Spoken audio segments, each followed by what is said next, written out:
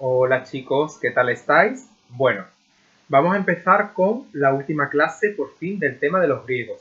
Una cosa importante, acordaros, el miércoles 20 de mayo tenemos nuestro examen. Será un examen oral, ya pondré durante estos días o prácticamente ya hoy miércoles, que es el último día, el orden de actuación porque el examen será el miércoles que viene y es súper importante que todo el mundo tenga claro que van a entrar todos los ejercicios que nosotros hemos hecho, por lo tanto lo tenéis que estudiar, por eso siempre he estado muy, muy pesado diciendo que corrigierais bien los ejercicios y bien mandado las correcciones, y además también dos cosas más. Por un lado, el nombre de los dioses griegos y por otro lado, lo que serían los órdenes griegos, ¿vale? Acordaros lo que estuvimos viendo de los tres tipos de columnas,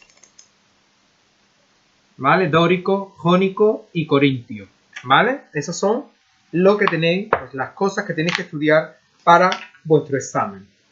Bueno, nos vamos con el punto noveno, que sería la escultura griega. Vamos a ver el punto noveno y el punto décimo, que es un punto muy pequeñito de la filosofía y la ciencia junto con la literatura en Grecia. Así que voy a estar en la página 252, 253, ¿vale? Y también un poco entre la 254 y la 255. De aquí casi no vamos a ver nada, ¿vale? Bueno, lo más importante, voy a estar todo el rato como intentando levantar el libro y demás para que veáis fotografías sobre los tipos de escultura griega. Bueno, la mayoría de las esculturas o de las esculturas griegas tenían una función religiosa y representaban a héroes y a dioses. Ya sabéis que los dioses y los héroes han sido siempre muy importantes en la mitología y en la religión de Grecia. Los escultores de Grecia se preocuparon fuertemente por intentar mostrar la belleza ideal, ¿vale? Esto es muy importante, belleza ideal, idealizada del cuerpo humano desnudo. Por lo tanto, les llamaba muchísimo la atención los cuerpos humanos desnudos con proporciones bastante perfectas. Consideraban que la belleza se basaba en tener unas proporciones armoniosas, es decir, que todo estuviera en su justa medida, para lo que establecieron un canon. ¿Eso qué quiere decir? Pues quiere decir una regla para representar las proporciones humanas, ¿vale? Fijaros, aquí tenemos, por ejemplo, el ejemplo del canon de Polícleto. ¿Cómo es este canon? Pues fijaros, el escultor Polícleto establece un canon de belleza en el siglo V a.C., según el cual el cuerpo humano debe tener una altura equivalente a 7 cabezas. Se coge la cabeza, ¿vale? 1, 2, 3, 4, 5, 6, 7. Para ellos, eso sería la perfección, lo armonioso, ¿vale? Repito, un canon es una proporción de belleza, ¿vale? Una proporción para realizar el cuerpo humano. Los materiales más utilizados por los escultores en Grecia fueron el bronce y el mármol. Casi todas las esculturas se terminaban pintando en colores muy vivos, como la arquitectura. Acordaros que yo dije que los edificios, los templos se pintaban con colores muy llamativos, pero lógicamente hoy, con el paso del tiempo, las esculturas que nos han quedado pues no conservan casi ningún tipo de color. Casi todas las esculturas que se hicieron en bronce en Grecia pues se han perdido, pero podemos saber cómo eran gracias a las copias en mármol que hicieron los romanos. Es decir, fijaros, luego, ya lo veremos nosotros más hacia adelante, los romanos les va a encantar el arte como lo hacían los griegos y se van a dedicar a copiar esculturas griegas. Por lo tanto, muchas de las esculturas de bronce que se perdieron en Grecia, pues las podemos observar como eran hoy en día gracias a que los romanos las copiaron en mármol, ¿vale? Bueno, los principales escultores fueron Fidias, Polícleto y Mirón en el siglo V a.C., mientras que Lisipo y Praxíteles actuarán fundamentalmente en el siglo IV a.C. La escultura la vamos a dividir en 3 etapas. Fijaros que en nuestro libro vienen también las 3 etapas, ¿vale? Esculturas de la época arcaica, esculturas de la época clásica y esculturas de la época helenística.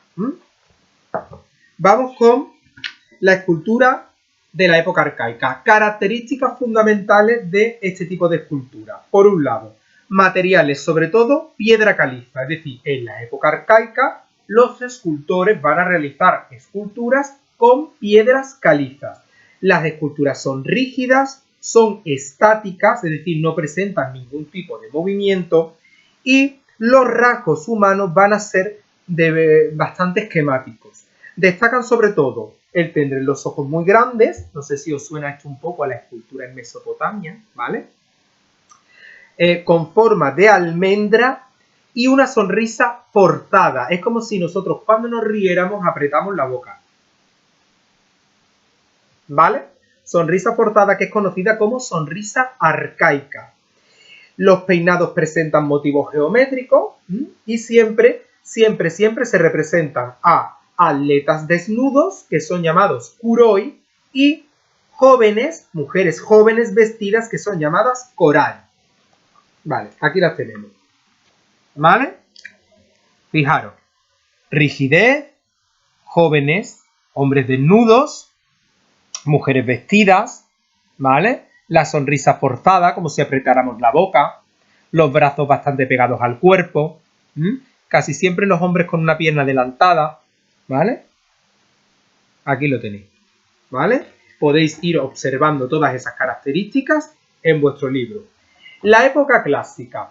Pues fijaros, en la época clásica los materiales fundamentalmente van a ser el bronce y el mármol. Son esculturas que empiezan a ser ya más realistas. Si os fijáis entre los dibujos, entre la fotografía de la escultura arcaica de vuestro libro y la escultura que tenemos aquí, el discóbolo de Mirón de la época clásica, pues os daréis cuenta que se diferencian ya muchísimo, ¿vale? Adquieren cierto movimiento, pero es un movimiento equilibrado, no es un movimiento muy brusco. Y además también los rostros aparecen serenos, es decir, están tranquilos. Se presenta por fin o se representa la belleza ideal del cuerpo, sobre todo con esculturas de atletas desnudos con proporciones perfectas, es decir, los que tienen los cuerpos perfectos en esta época son los que practican deporte, por lo tanto son los que más se solían representar en las esculturas. Ejemplos importantes: el Doríforo de Polícleto, el Apoxionemo de Lisipo y el discóbolo de Mirón, ¿vale? Aquí tenemos el Doríforo de Polícleto, que es el que hemos estado explicando antes del canon, y nos centramos en nuestro libro que viene el discóbolo de Mirón, ¿vale? Fijaros, representa a un atleta en el momento que va a tirar el disco, por lo tanto el cuerpo ya nos está viendo, nos está representando movimiento. Y el rostro no refleja la tensión del lanzamiento, sino que refleja, como he dicho, serenidad.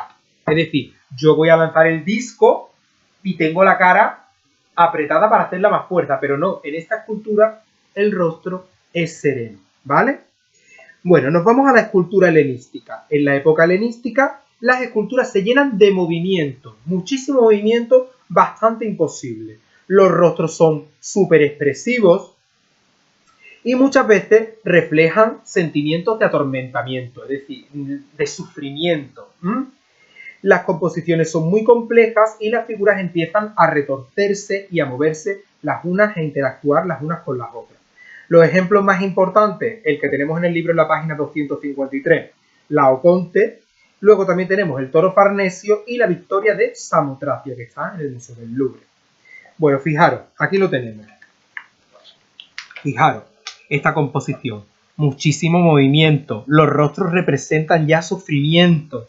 ¿Qué está representando Laoconte? ¿Vale? Fijaros, Laoconte representa un sacerdote tratando de liberar a sus hijos de unas serpientes que les había enviado Apolo.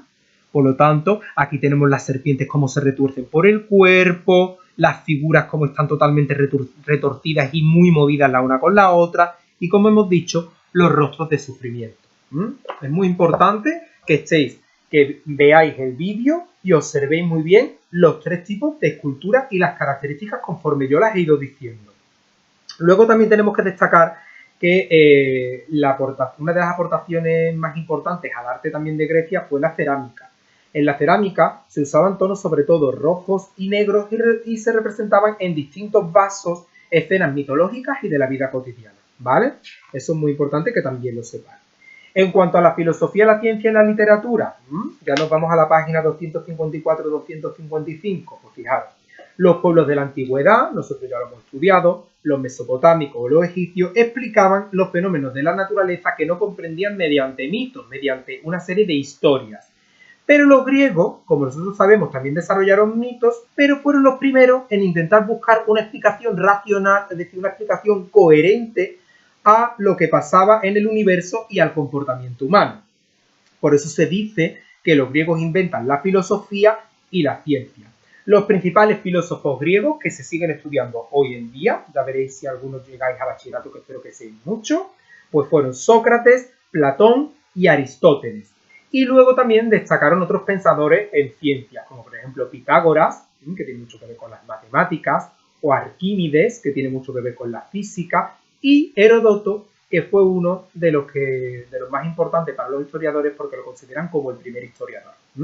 En cuanto a la literatura, pues muchos griegos desarrollaron artes importantes como la poesía, la tragedia, la comedia, tal como nosotros la podemos entender hoy, es decir, un drama, una tragedia, una comedia, es más jocoso, más divertido.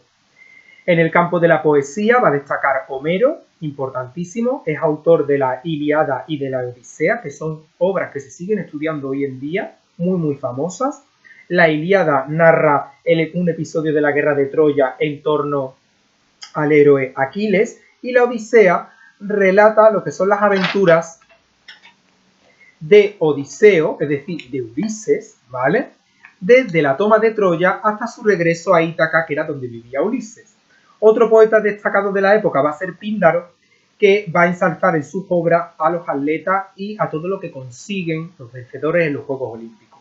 El teatro, como nosotros lo conocemos hoy en día, de ir a una obra de teatro, fue también una creación griega. Las primeras representaciones fueron tragedias, es decir, fueron dramas, en las que se representaba el momento más dramático de la vida de un héroe. Destacan en tragedia Esquilo, Sófocles y Eurípides, cuyas obras siguen hoy en día representándose. Y luego, posteriormente, aparece la comedia, en la que se critica a la sociedad griega de la época, a través de situaciones de enredo, de cachondeo. Aristófanes va a ser uno de los grandes autores de las comedias. Bueno, una vez que hemos terminado ya la teoría, vamos a ver qué vamos a hacer hoy para las 3 de la tarde. Aquí lo tenemos. De la página 253, claves con piensa, ¿vale? Página 253, claves con piensa. Y de la página 255, solamente el segundo del claves para estudiar. Solo el segundo que os conozco, ¿vale? Repasamos un poquito los ejercicios si queréis juntos. En el claves para estudiar de la 253 dice con qué materiales representaban los artistas griegos su escultura. Facilísima. Enumera las características de la escultura griega. Cuidado con esto. Tenemos que coger, esta es la más larga, la más laboriosa. Cogemos escultura arcaica, ponemos sus características. Escultura clásica, ponemos sus características. Escultura helenística y ponemos sus características. Es el más largo de hacer, ¿vale? Luego, ¿qué era la belleza ideal para los escultores griegos? Que también hemos hablado de para ellos qué era la belleza ideal. Y luego explica qué es el canon griego, que también lo he explicado al principio de la clase. En cuanto al piensa, ¿crees que los escultores griegos tenían un gran conocimiento de la anatomía humana? Bueno, pues tendréis vosotros que pensar si ellos pues conocían mucho o poco lo que era el cuerpo humano.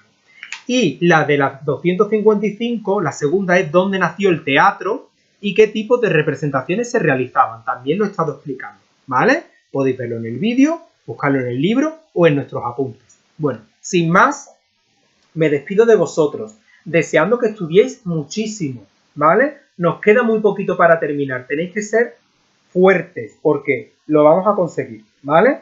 Bueno, os mando un abrazo muy grande. Ya sabéis, tarea antes de las 3 de la tarde. Y por favor, una cosa muy importante. Mañana, jueves y el viernes no hay clase. Es fiesta. No me pondré en contacto con vosotros.